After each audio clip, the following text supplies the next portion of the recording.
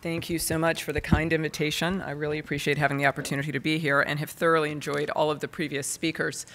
So where do we go from here? The role of surgical societies in promoting cultural change. So I'm actually going to start with Ernest Codman. So for those of you who know ACS history, we talk about Codman all the time. And the reason I'm starting with this is because there are those who will say that professional societies have no business in this space, that we're talking about things that are outside of where we should be focusing, that we should stay in our lane, that we should focus on surgery. And my point in putting up these Codman slides is that, this is part of the value of providing the best care as surgeons, and that we as professionals, professional societies are in this business all the time, changing the way that we practice surgery, changing the way that we look at things. So this whole notion of Codman changing the way that we looked at quality in surgery, this is the same thing. It's 100 years later, but we are supposed to be in this space. So, Codman is talked about all the time in the college because he is the person who said we should look at our data, we should look at our outcomes, and we should change the way that we care for patients accordingly. So I would submit to you that everything that we've talked about today, building better teams and creating a more diverse workforce, providing better care to our patients, is all part of the same notion that professional societies do. So I'm going to move to this slide because, again, this is an important notion. Stuart Altman said, in the past, we didn't include physicians and surgeons in discussions on how to fix the American healthcare system because we thought they were part of the problem, and that was a big mistake. So Stuart Altman is a healthcare economist. So again, if we're talking about diversity, let's talk about even in the way that we set up healthcare, people were leaving the physicians and the surgeons out of the conversation and therefore coming up with the wrong answers to the questions. So even in that context, physicians and surgeons would have provided the necessary diversity to get to the right answers. And had they been included earlier in the process, I think our approach to health system reform would have been quite a different one. So diversity is much larger than race or gender or anything else. It is truly having individuals in the seats at the table, on the bus, whatever metaphor it is that you'd like to use, to make sure that you get to the right answer in a complex problem, because it's very clear that you can't get to the best answer if everyone is thinking in lockstep.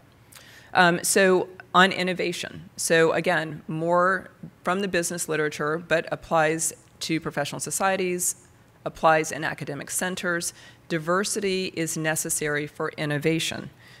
This is from a slide of a business professor at the University of Michigan, but he talks about this notion that you need different people at different times of development. That when you come up with a creative idea, it's these purple people here who come up with what is the crazy off-the-wall notion. And then you need those individuals here who can think through how to implement that strategy. And then as you go on the uptick, these are the people that engage others, bring them around to your vision.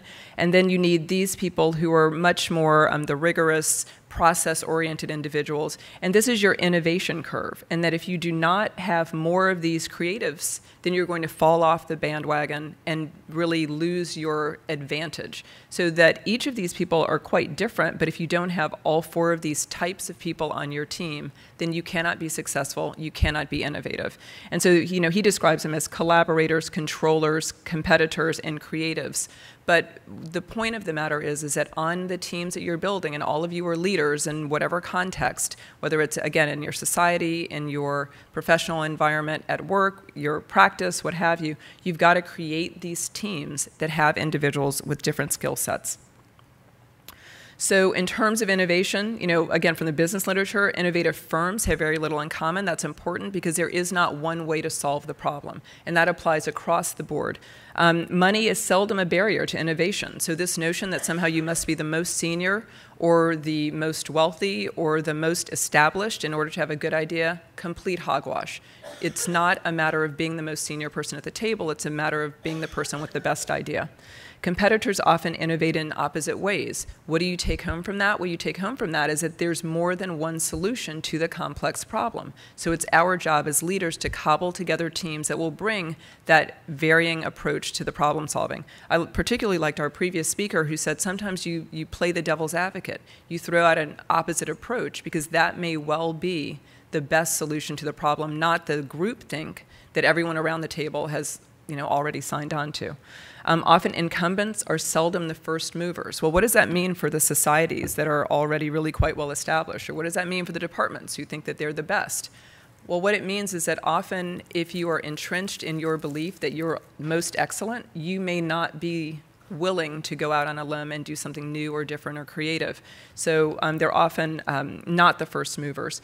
Breakthroughs occur at the edge of the bell curve, so those individuals who may not always have a seat at the table may be the ones that bring the idea forward.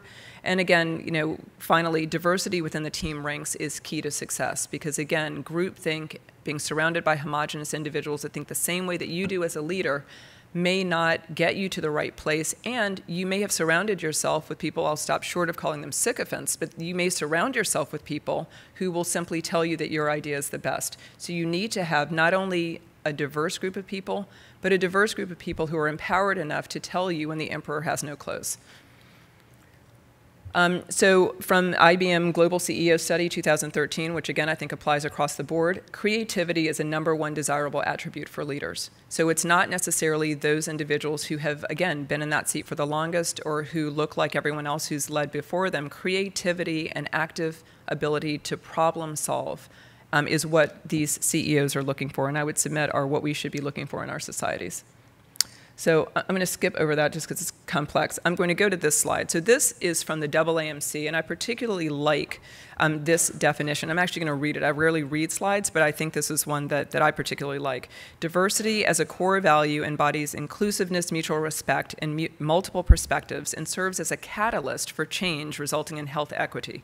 In this context, we are mindful of all aspects of human diversity, such as socioeconomic status, race, ethnicity, language, nationality, sex, gender identity, sexual orientation, religion, geography, disability, and age. So I can't say I made it up. I took it from the AAMC, but I like the comprehensive nature of that definition because it really does strike at the heart of the fact that we need to think outside what may be our very narrow notion. And I'm not going, you can give an entire talk on intersectionality, but the fact of the matter is that you may, in your mind, be a member of Group A, and therefore, when you think diversity, you're thinking about your particular piece of that pie, not realizing that there are a number of other people who are in an entirely different category that you also should be thinking about, but your blinders suggest that you're focused only in one direction.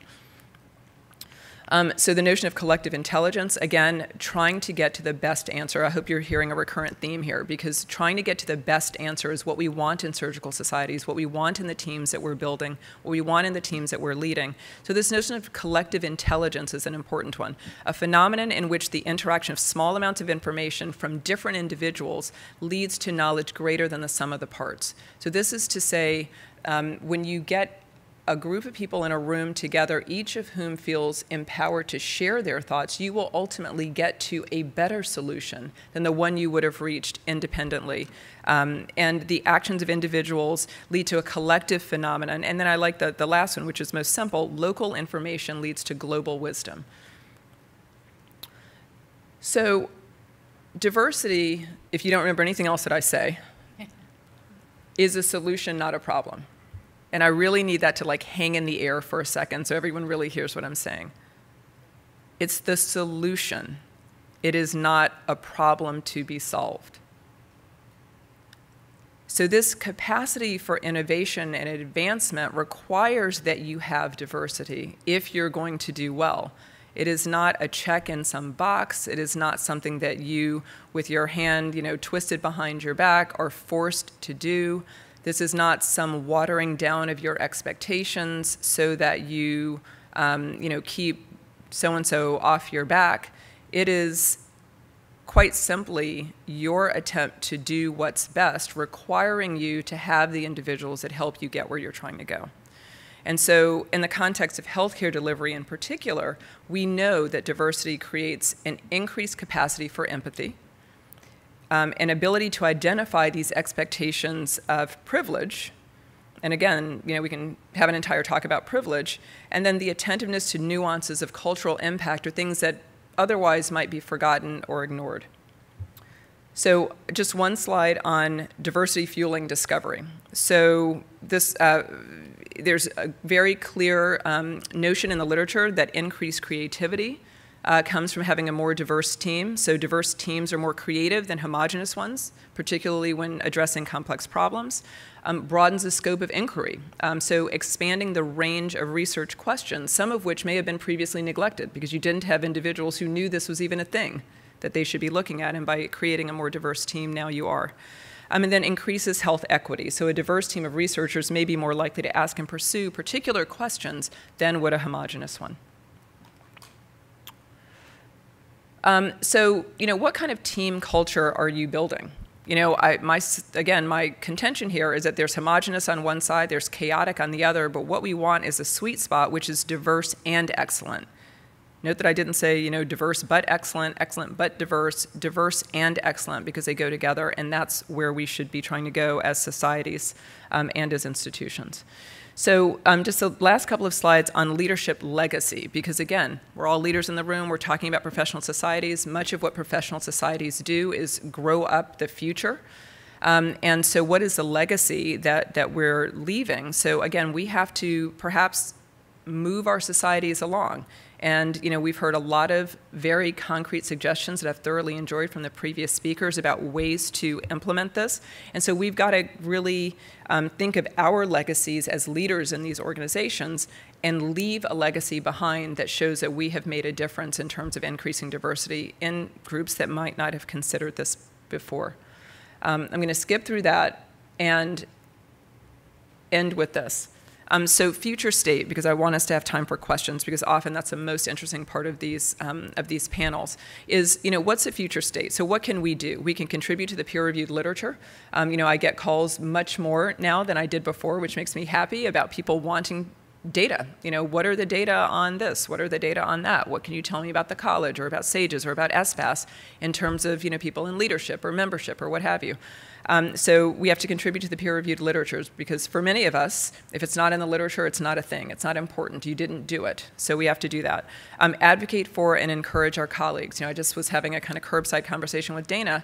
It is empowering for individuals who are perhaps more junior to see authenticity at the podium or chairing the committee or whatever, that there is not like one mold into which you have to fit, that if you're not wearing, the Navy sport coat, that you actually can be a leader too. So there's something to be said for encouraging colleagues who may need a little TLC to know that they're going to be okay, and then advocating for them. It's the meeting after the meeting. It's the meeting before the meeting. It's the meeting where you're behind the closed doors and nobody else is there, and you may be the only fill-in-the-blank person, and then advocating for someone to say, I happen to know that Dr. Such and Such is great, and then you go out on a limb, you use a little bit of your political capital, and then they're superstars, and the next thing you know, the curtain has gone up on them, and their career trajectory may have been changed forever as a result of something that you did behind closed doors, which is the piece of being an advocate. Work within organizations, institutions, and networks to facilitate advancement. So that could be anything from helping someone to chair a committee. It could be helping them with the APT committee. It could be helping them get into an invited surgical society to which they might not have got into because no one actually thought of them. Not that they're not amazing. And when you mention their name, this is what I find so fascinating. When you mention their name, everybody's like, oh my God, yeah, they're great. Like, oh yeah. I'm like, well, then why didn't you think of them, right? I mean, if they're so great and it's so obvious to you. But, it is not always an active thought as much as it is a very passive not thinking that torpedoes some of our junior colleagues. So recognize our privilege. Again, you may be in category X and think that you're all kinds of diverse and thoughtful about that, forgetting that there's these other 7 categories over here where you don't even think that they may need some consideration as well. So that's why I really like that AAMC list. I'd encourage us to maybe reflect on that a little bit. Which of those things are obvious to you as areas where diversity is important, and which ones of those might you never have thought about as areas where diversity is important? And then what can you actively do to stretch outside of your comfort zone a little bit? Actively exert influence, so similar to what the other comments that I made. And then finally, impact others' thinking. So sometimes the most powerful thing we can do is to have a conversation with a colleague who may not even think about what we're talking about and change their worldview. Because they may look at you as a colleague and not see, air quotes intended, race, color, gender, like whatever, fill in the blank, whatever it is that they're not seeing. And so you have the ability to be in their ear as a colleague that they trust, opening their eyes to some things that they might not have seen. And in many ways, that's our responsibility. And it may be a little bit awkward. You may not care, or you might care. But again, that's where expending our political capital a little bit to make sure that others hear it from those of us who can say it. And I'm not saying that everyone shouldn't talk to their colleagues, but there's a certain level of seniority where you have that to spend. You have that political capital to spend. And so it's our duty as leaders, I think, to do that. With that, there's my information. Thank you so much to our moderators for allowing me to participate, and I look forward to any questions. Thank you so much.